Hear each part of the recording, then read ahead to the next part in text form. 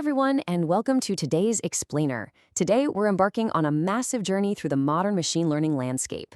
If you've been hanging around the data science world lately, you already know this field moves incredibly fast, like blink and you miss it fast.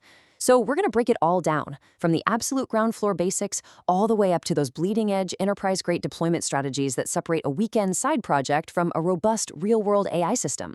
Get ready, because we are mapping out the entire AI ecosystem right here.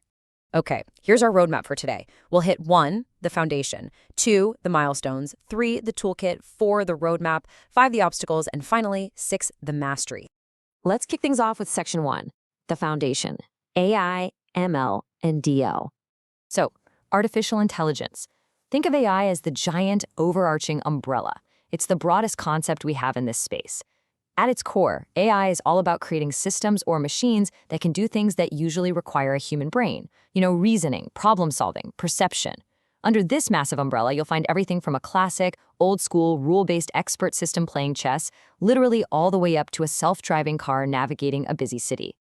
Now, when we drill down a bit under that umbrella, we hit machine learning. The big idea here is that systems learn from data, without us having to explicitly program them for every single scenario.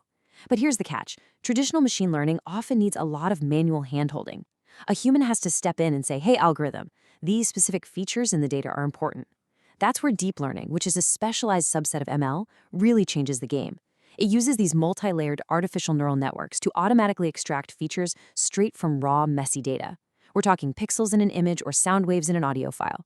It saves an unbelievable amount of manual prep time. Right, so how do these algorithms actually learn all this? Basically, there are two main paradigms. First, we have supervised learning. This uses labeled data. You know exactly what output you want. Like if you want an algorithm to spot an apple, you literally feed it thousands of pictures explicitly labeled apple. It's heavily used for prediction and classification stuff, think email spam detection. On the flip side, unsupervised learning uses unlabeled data. The output is a total mystery ahead of time. The algorithm's job is to fly solo and discover hidden patterns or structures, all on its own. A classic example is grouping similar customers together, which we call clustering. Moving on to section 2, the milestones. A brief history. To really put this crazy pace into perspective, let's rewind to 1974. That's when Paul Werbos laid the groundwork for backpropagation in his dissertation, basically a way to adjust weights in a network to make it more accurate. Fast forward a bit to 2006, and Geoffrey Hinton, often called the godfather of deep learning, showed that computers could automatically recognize patterns in images using deep belief nets. Then in 2014, things seriously went into hyperdrive. The deep face algorithm actually beat human performance on the faces in the wild test.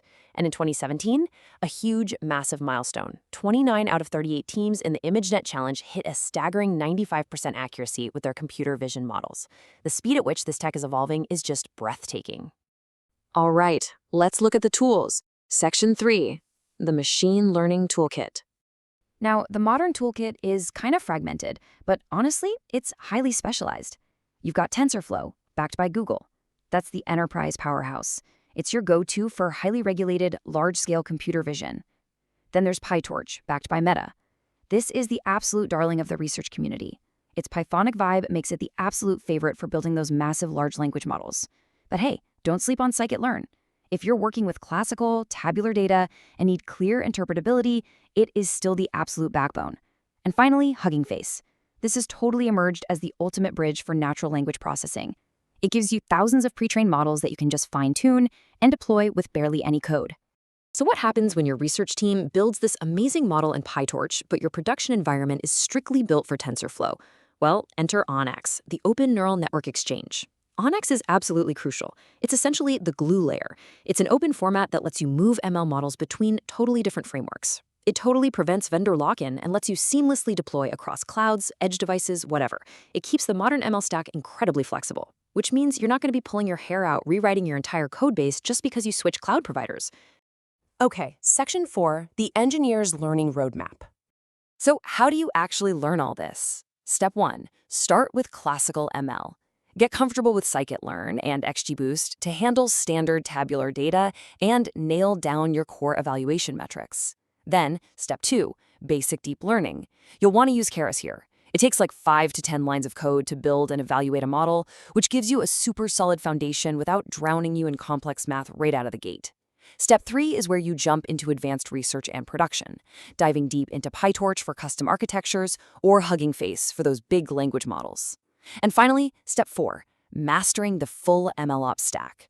This ensures your models can actually survive out there in the real world. Following this logical progression can honestly save you years of frustration. But it's not all smooth sailing. Section 5, the obstacles, bias and climate impact. You know, ML algorithms are really only as good as the data they chew on, which means they can easily pick up our human biases. Luckily, engineers have a pretty standard rule of 3 for fixing this. First is pre-processing. This happens before training even starts. You can basically massage or reweight the data to make sure unprivileged groups are fairly represented. Next is in-processing, which happens during training. This involves things like adversarial learning to literally penalize the model if it starts relying on sensitive attributes. And finally, post-processing. This is after training, where you apply mathematical tweaks to the model's outputs to guarantee fair predictions. But we also have to talk about the physical cost. Back in 2020, between 1% to 2% of total global greenhouse gas emissions came from data centers and information tech. That's huge. The sheer computational horsepower you need to train these massive deep learning models sucks up an incredible amount of energy. And that's not even mentioning the millions of gallons of water needed just to keep those data centers cool. Which brings us to a really fascinating paradox. On one hand, the emissions and energy use of AI hardware are undeniably shooting up. But on the exact same hand, ML is literally one of the best tools we have for fighting climate change. The exact same tech consuming all that power is being used to optimize solar grids, automate energy efficiency in massive skyscrapers, and even scan satellite imagery to spot catastrophic methane leaks before they blow up. It's a massive dual-edged sword that engineers are constantly trying to balance. All right, let's bring it all home. Section 6, the mastery, MLOps, and deployment. There's a saying, without reproducibility, ML becomes guesswork. With it, iteration becomes scientific. That right there is the whole philosophy of MLOps in a nutshell. If you can't perfectly replicate the exact dataset, the exact code commit, and the exact environment you use to train your model, you really have no business deploying it or trying to update it. So how do we get to enterprise mastery? Best practices. First up, you have to version your datasets with tools like DBC. You've got to treat your data with the exact same respect you give your source code. Next, automate your CI/CD pipelines so you're validating code and checking data quality automatically. No humans required. You also need to define your infrastructure as code using stuff like Terraform. That means you can rebuild your entire computing stack in minutes, which totally destroys the old, well, it worked on my machine excuse. Now, you might be wondering, why do we need all this heavy infrastructure in the first place? 2 words, data drift. Basically, no model stays good forever. Markets change, user behavior shifts, and suddenly the data hitting your system in production looks totally different from what your model originally trained on. When that happens, your model's accuracy starts tanking. Because data drift is pretty much inevitable, MLOps means you've got to plan for automatic retraining from day one. If all of that sounds like a lot, take a breath. You don't have to build the Death Star overnight. Start small. Step 1, just start tracking your experiments with a tool like MLflow. Just log your parameters and metrics. Step 2, begin versioning your data with DBC. Step 3, put your workflows into containers using Docker so your environments are actually consistent. You just build these habits bit by bit, and honestly, before you know it, you're running professional, completely scientific machine learning pipelines.